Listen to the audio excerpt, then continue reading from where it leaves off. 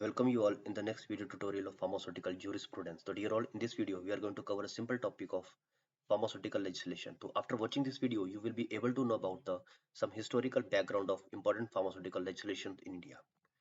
So pharmacy in the 19th and 20th centuries in India. If we talk about the allopathic medicine, they are known by different names like Western medicine, modern medicine, and of course the allopathic medicine. However, the most popular name was the English medicine, mainly due to the fact that most of these medicines were bought from the England and were practiced by English traders and businessmen. By the advancement of 20th century, in addition to the business interest, service concept too became an important component of modern medicine and including its sale. Unfortunately, during the same time, substandard, fake and spurious medicine came into existence. तो यही कारण रहा है legislation बनाने का rule regulation हमने दवाइयों पे औषधियों पे क्यों बनाए क्योंकि 19वीं शताब्दी और 20वीं शताब्दी में ये देखा गया कि बहुत ज्यादा नकली दवाइयां मार्केट में आ चुकी हैं ड्रग्स के नाम से बहुत ही इलीगल सामान बिक रहा है तो उस पे किसी ना किसी तरह का लॉ बनाना जरूरी था और ये ब्रिटिश इंडिया के टाइम पे ये चीजें इंप्लीमेंट की गई चलिए आगे देखते हैं many times drugs were manufactured in other countries exclusively for Indian market and they are of low quality क्योंकि हमारे यहाँ पे क्वालिटी कंट्रोल लैब का कंसेप्ट ही नहीं था उस वक्त तो ड्रग की क्वालिटी गुणवत्ता को किस तरह से चेक किया जाएगा लेजिस्लेशन जरूरी थे क्योंकि इस तरह कंसेप्ट तब नहीं था अब हमारे पास हमें पता है in house quality control lab होना आवश्यक है लेकिन उसकी शुरुआत कहां से हुई चलिए देखते हैं तो पर्पस ऑफ फार्मास्यूटिकल लेजिस्लेशन क्यों बनाया गया to ensure that the patient receive the drugs of required quality tested and evaluated for safety and efficacy for their intended result तो this is very important that is the purpose of pharmaceutical legislations next तो आपको क्या क्या legislation पढ़ने हैं अपने syllabus में अगर हम ध्यान से देखें तो आपको 5 लेजिस्लेशंस को ओवरव्यू करना है simply Indian merchandise act mark act आया सबसे पहले 1889 में the Sea Custom Act of 1898 and the Indian Tariff Act of 1894. Then, of course, most important, the Opium Act 1878 and the Poison Act 1919.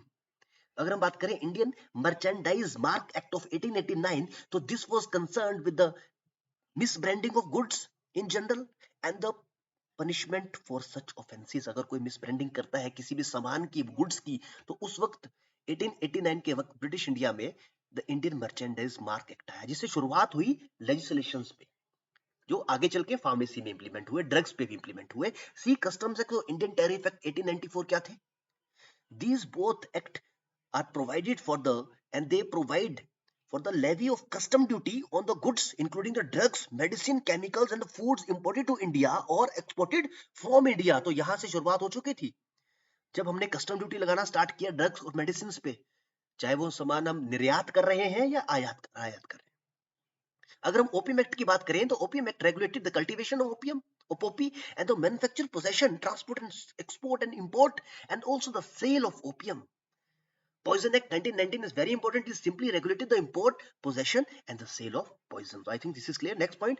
तो कुछ committees आई हमारे syllabus में आपको 3 committees याद रखनी है drug inquiry committee number 1 health survey and development committee और Hathi committee 3 committees हैं उनकी रिपोर्ट्स कौन लोग थे और उन्होंने क्या चीजें उसमें रिपोर्ट की और क्या रिकमेंड किया तो ये ड्रग इंक्वायरी कमेटी कब हुई कौन लोग थे इसमें इन्वॉल्व चलिए देखते हैं there are wide spread of cases of adulterated drug तो ये क्यों बनाई गई क्योंकि देखा गया कि बहुत ज्यादा मिलावटी औषधियां मार्केट में बिक रही हैं नकली सब्सटेंसेस मार्केट में आ रहे हैं सुपूरियस जाली ड्रग्स मार्केट में बिक रही हैं और वो लोग ड्रग्स को सप्लाई कर रहे हैं जिन्हें ड्रग्स के बारे में नॉलेज ही नहीं है तो रूल रेगुलेशन बनना अति आवश्यक था उस वक्त भी तो there is a committee drug inquiry committee का गठन किया गया था अंग्रेजी सरकार द्वारा ही ब्रिटिश इंडिया के टाइम पे ये काम हुए हैं So there are widespread cases of adulterated drug, quack medicine, spurious medicines, which are being imported into the country.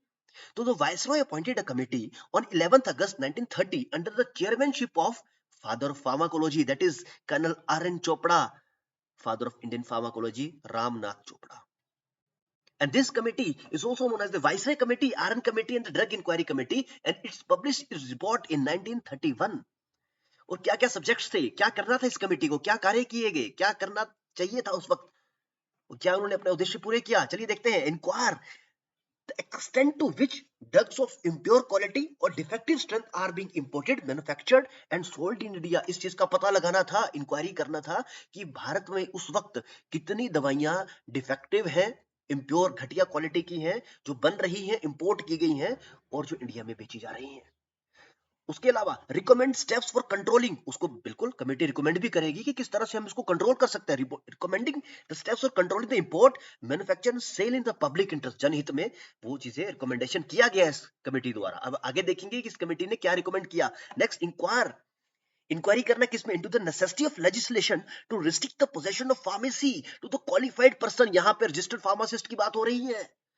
दवाई का अधिकार फार्मासिस्ट को मिलना चाहिए। वो 1930 की कमेटी में, 1931 की कमेटी में, हम ड्रग इंक्वायरी कमेटी में बात कर रहे हैं, वहां से शुरुआत हो चुकी है। रिकमेंडेशन क्या दी गई, central law to control drugs and pharmacy profession, एक लॉ बनाया जाए सेंटर में। Setting of test laboratory, this is very important. जब तक ड्रग टेस्टिंग लेबोरेटरीज नहीं होगी, हमें पता नहीं चलेगा कि हमारी ड्रग्स कितनी प्योर है। तो setting of different test laboratories in all the states to control the quality and production of drugs and pharmaceuticals. Appointment of an advisory board to advise the government in making a rule to carry out objects of the act. Rule regulation बनाने की बात की गई। Setting of courses for training in pharmacy, अब यहाँ पे pharmacy के course की बात हो चुकी है कि क्या मिनिमम क्वालिफिकेशन रहेंगी फार्मासिस्ट के लिए, रजिस्ट्रेशन के लिए। वो सब चीजें कहीं ना कहीं पे उनका जिक्र किया गया उस कमेटी में, जो कि 1931 को बनाई गई थी। Then registration of every patent and proprietary medicine of undisclosed formula manufactured in India or imported from outside the country। तो पेटेंट और प्रोप्राइटरी मेडिसिन के बारे में भी इस कमेटी में बताया गया। Next, crude single drugs, very important, because Ayurvedic drugs में ज्यादा खतरा था। आज भी कोई नकली दवाइयां बिक जाती हैं क्रूड ड्रग्स के नाम से, हम बहुत सी नकली सामान मिलता है हमें आयुर्वेद के नाम से। तो उस समय भी उस चीज को ध्यान में रखते हुए उन ड्रग्स को भी इंक्लूड किया गया। तो crude single drugs as well as compounded medicine used in the indigenous system of treatment should be brought under the control and the drug industry in India should be developed, बिल्कुल उसको develop किया जाएगा। Gradual reduction of manufacture in medical store depots. Next, compilation of Indian pharmacopoeia, क्यों ना एक Indian pharmacopoeia बनाया जाए। और सिंकोना डिपार्टमेंट को बोला गया कि you should cultivate its own cinchona, बाहर से मंगाने के बजाय अच्छा अपना कल्टीवेशन करके हम कुछ प्लांट्स को अपने आप ही प्रिक्योर कर लें। तो आउटकम क्या रहे इस रिपोर्ट्स के, इस रिपोर्ट के बाद क्या हो, enactment of import of drug bill आया 1937, drugs and cosmetic act 1940 and rules 1945, शुरुआत हो चुकी थी। Drugs and magic remedies act आया 1954 एंड रूल्स आया 1955 में। Medicine and toilet preparation act 1955 and rules 1956। Publication of first edition of Indian Pharmacopoeia, this is very important। British pharmacopoeia की तर्ज पर ही इंडियन फार्माकोपिया बनाया गया, 1955 की बात हो रही है। सेकंड कमेटी, सेकंड रिपोर्ट की तरफ जाते हैं, health survey and development committee. तो this committee was appointed by the government of India in October 1943 under the chairmanship of Sir Joseph Vaughan to make the survey। क्या था इसका purpose, to make the survey of the existing position in respect of health organization in the British India and to make recommendation for future development। health से related था ये। some of the recommendation, क्या क्या recommendation की गई, the establishment of an act, India Pharmaceutical Council and Provincial Pharmaceutical Council representing the pharmaceutical trade, education and other pharmaceuticals interest।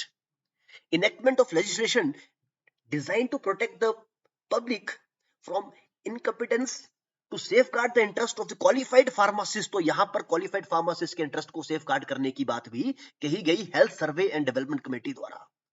and measures for registration of pharmacists and measures for maintaining the disciplinary control over the practice and possession of pharmacy। दवाई देने का अधिकार सिर्फ pharmacist को ही हो। Revised courses of studies, कुछ courses design किए गए, उनको रिवाइज किया गया। ग्रेजुएट फार्मासिस्ट के अलग थे, लाइसेंस फार्मासिस्ट के अलग थे, और फार्मास्यूटिकल लेबोरेटरीज के लिए वो कोर्सेज अलग अलग डिफाइन किए गए। Setting up of central drug control laboratory, एक सेंट्रल ड्रग लेबोरेटरी बनाई गई, इसकी सिफारिश थी इस कमेटी की। The Drugs Act 1940 should be brought into operation throughout the country and rapidly enforced, उसको अच्छे से enforce किया जाए। Next is the Hathi Committee, last one is the very important Hathi Committee। इसमें क्या था, Indian government has set up an Hathi Committee under the chairmanship of, किसकी committee, कौन इसके चेयरमैन थे, जय सुखलाल हाथी, आपको नाम याद रखना, it is very renowned personality in the field of pharmacy। And to take comprehensive look into the drug industry and to inquire into the various facets of drugs in India। क्या क्या इस रिपोर्ट में बताया गया, क्या बताया गया इस रिपोर्ट में? हम हाथी कमेटी की रिपोर्ट की बात कर रहे हैं।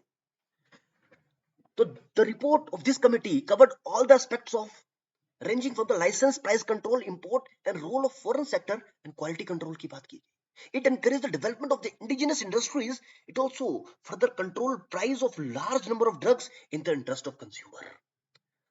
प्राइस को कंट्रोल करने की बात की गई, क्वालिटी कंट्रोल को बात करने की गई और एनकरेज किया गया कि भारत के अंदर ही हम प्लांट्स लगाएं, फार्मास्यूटिकल हाउसेस बनाए जाएं। Next, Mudaliar committee, very important.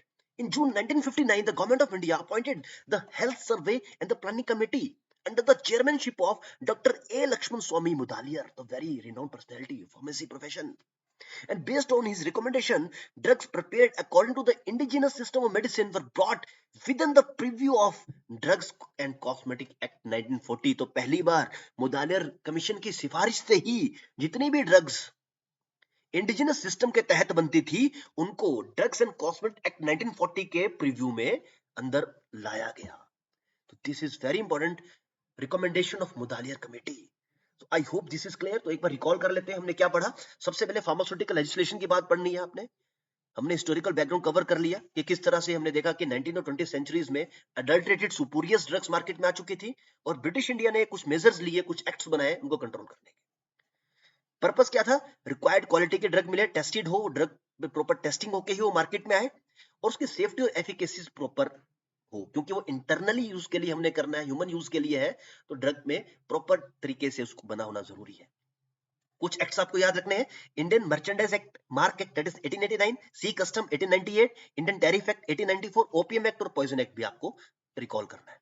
Next, drug inquiry committee की बात करें तो बिल्कुल this was committee was constituted under the chairmanship of Ramnath Chopra, that is colonel R N. Chopra. इसने कुछ सिफारिश दी गई, बिल्कुल ये इसकी रिकमेंडेशन थी कि central law to the control drug in the pharmacy profession, setting up different test laboratories. तो बार बार कोशिश की गई कि डिफरेंट टेस्टिंग लेबोरेटरीज बनाई जाए। डिफरेंट कोर्सेज चलाए गए, setting up of courses for training of pharmacy and minimum qualification for registration. क्या रहेगी मिनिमम फार्मासिस्ट? मान लीजिए जी हम आज की डेट में हम हिमाचल में रजिस्टर्ड फार्मासिस्ट के लिए अप्लाई कर रहे हैं, तो we know diploma pharmacy is the qualification. अगर आपको हिमाचल के अंदर रजिस्ट्रेशन फार्मासिस्ट बनना है, फार्मेसी ऑफिसर बनना है और उसको रजिस्टर करवाना है HPSPC, Himachal Pradesh state pharmacy council के अंदर, तो डिप्लोमा फार्मासिस्ट आज की डेट में उसकी रिक्वायरमेंट है। तो ये सारी सिफारिश थी, रिकमेंडेशंस थी जो आपको याद रखनी है। उसका आउटकम बहुत जबरदस्त थे, बड़े इंपॉर्टेंट चीजें इसमें से निकल के आई। Enactment of the import of drugs bill 1937 आया, drugs and cosmetic act 1940, 1945, drugs and magic remedies act 1954, rules 1955 और इसी के साथ साथ इन फार्माकोपिया भी 1955 में बनकर तैयार हुआ। Health survey and development committee की बात की गई जो कि सर जोसेफ बोन द्वारा बनाई गई। देन हाथी कमेटी आपको याद रखना है, जयसुखलाल हाथी। And last is the Mudaliar commission, जिसमें कि आयुष ड्रग्स को हमने ड्रग्स एंड कॉस्मेटिक के अंदर डालने की कोशिश की गई। So I hope this is clear. तो आपको एक बार रिकॉल करना है। तो I think this is clear to you. In the last, I acknowledge all the sources that I have used to frame this video. This is for educational purposes only. There is no commercialization involved. Thank you for your valuable time.